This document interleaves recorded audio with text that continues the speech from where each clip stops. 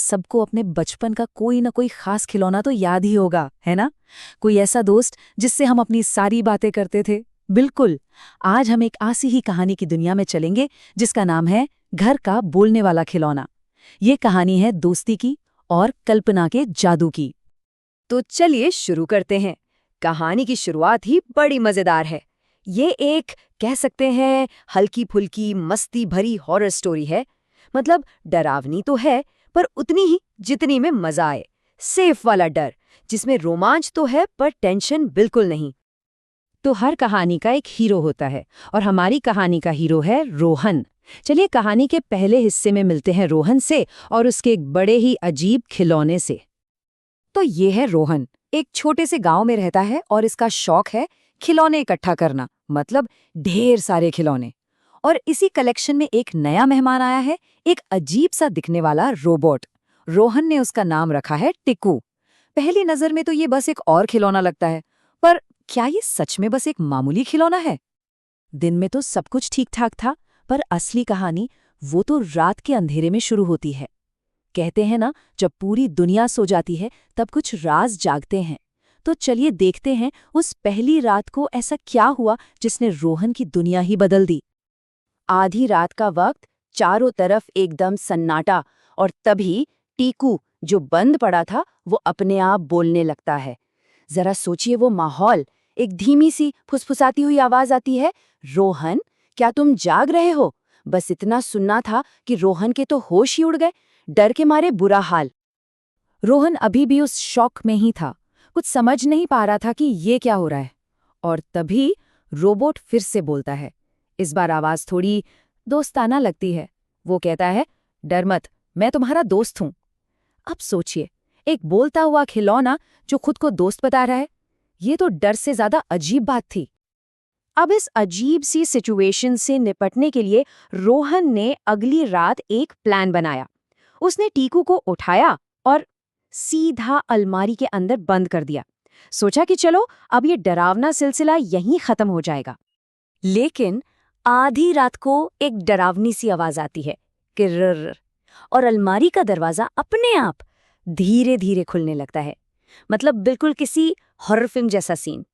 और फिर टीकू बाहर आता है और कुछ ऐसा कहता है जो कहानी का पूरा एंगल ही बदल देता है। वो बड़ी मासूमियत से पूछता है, मैं अंधेरे से डरता हूं, तुम नहीं डरते? और बस इसी एक सवाल से वो डरावना खिलौना अचानक थोड़ा अकेला और मासूम सा लगने लगता है। टीकू के बस उस एक सवाल ने सब कुछ बदल दिया। रोहन का जो डर था ना, वो अब हिम्मत में बदल रहा था, और हिम्मत से ज्यादा जिज्ञासा में।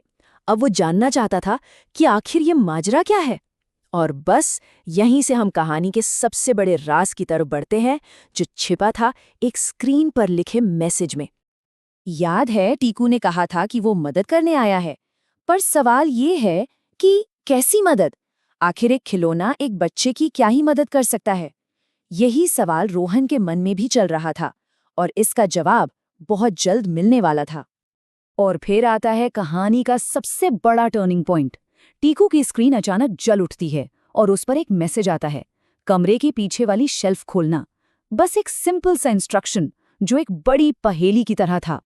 रोहन हिम्मत जुटाता है और उस शेल्फ को खोलता है, और उसके पीछे धूल में सनी हुई उसे अपने बचपन की एक पुरानी सी ड्राइंग मिलती है। एक ऐसी याद जिसे वो कब का भूल चुका था, वो अब उसके सामने थी। और उस ड्राइंग का राज बहुत ही गहरा था। ड्राइंग में रोहन ने खुद को बनाया था, लेकिन एकदम अकेला। और अपने अकेलेपन को मिटाने के लिए पता उसने क्या किया था? उसने अपने बगल में एक रोबोट दोस्त बनाया था, कागज पर अपनी कल्पना से। और बस यहीं पर कहानी अपने सबसे खूबसूरत मोड़ पर आती है। एक ऐसा पॉइंट जहां कल्पना का जादू हकीकत बन जाता है। सच कहूं तो यही इस कहानी का दिल है, इसकी आत्मा है। टीकू फिर रोहन को वो सच बताता है जो किसी सपने से कम नहीं था। वो कहता है, मैं तुम्हारी कल्पना से बना हूं।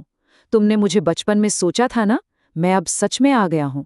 और ये वो पल था जब डर पूरी तरह से हैरानी और खुशी में बदल गया।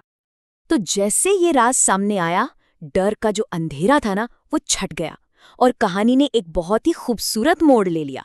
अब ये कहानी डर की नहीं रही, बल्कि एक नई दोस्ती की बन गई। रोहन का सारा डर अब हवा हो चुका था। उसकी आंखों में अब खौफ नहीं बल्कि हैरानी थी, और दोस्ती की एक नई चमक। आखिर उसे अपना वो दोस्त जो मिल गया था, जिसे उसने सालों पहले सिर्फ सोचा था, कल्पना की थी। तो देखा कैसे एक ही रात में सारी कहानी बदल गई। सच पता चलने से पहले टीकू एक डरावना, अजीब सा खिलौना था और रोहन डर के साये में था। लेकिन सच जानने के बाद वही टीकू उसका बेस्ट फ्रेंड बन गया और रोहन का अकेलापन एक प्यारी सी दोस्ती में बदल गया। और ये कहानी हमें एक बहुत ही प्यारी और जादुई सोच के साथ छोड़ जाती है। वो कहते हैं ना, अगर कोई अपने खिलौने को बहुत प्यार दे तो क्या पता शायद एक रात वो भी उससे बात करने लग जाए। ये सोचने वाली बात है कि हमारी कल्पना में आखिर कितनी ताकत छिपी हो सकती है ना?